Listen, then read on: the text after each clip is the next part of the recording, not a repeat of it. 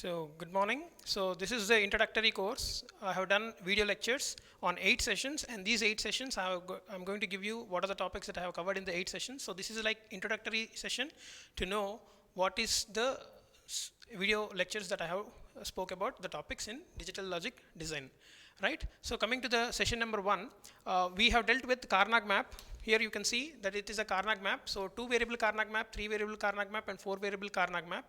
And we have seen what is the grouping mechanism that is applied on Karnaugh map. And then you are getting SOP and POS expressions. Those are sum of products and product of some form. So those expressions are minimized using this Karnaugh map. So this is the broader view of what I have dealt with the session 1 video lecture.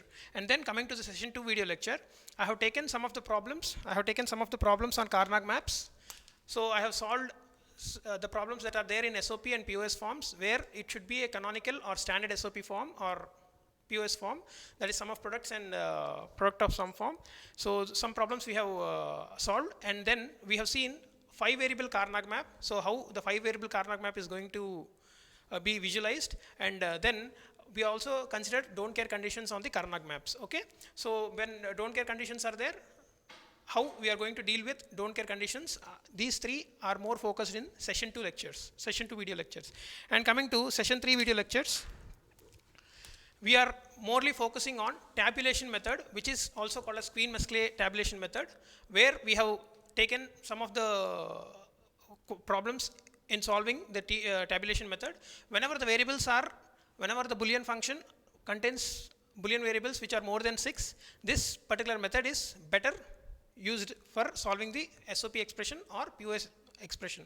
So tabulation method, or we can also call it as Queen-Mesclay tabulation method. So we have seen 2 problems in the video lectures. And coming to the fourth session, we are focusing more on universal gates. Generally universal gates are NAND and NOR. With these 2, we also focused on XOR and XNOR.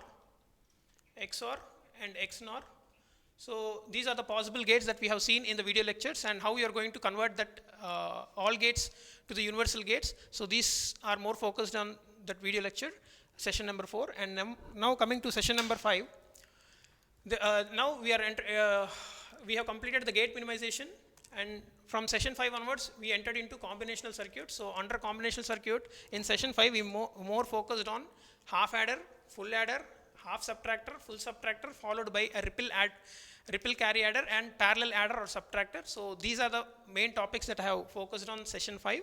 And coming to session 6, it is the next combinational circuits that we have seen, that is encoder, decoders, multiplexers and demultiplexers. So these are the more focused in session number 6. And now coming to session number 7, we have seen the same combinational circuits, magnitude comparator and all the code converters. So code converters means BCD to binary or binary to BCD, gray code to binary or binary to gray code. So all possible code conversions like octal to binary, binary to octal, hexadecimal. So all conversions you can use in the code converter topic. So those are covered in session 7.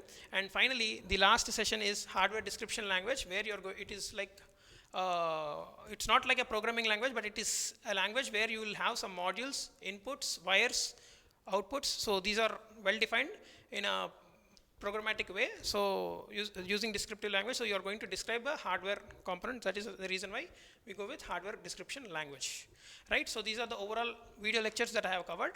So session 1 to session 8. So these are the topics which I have covered in the video lectures. Thank you.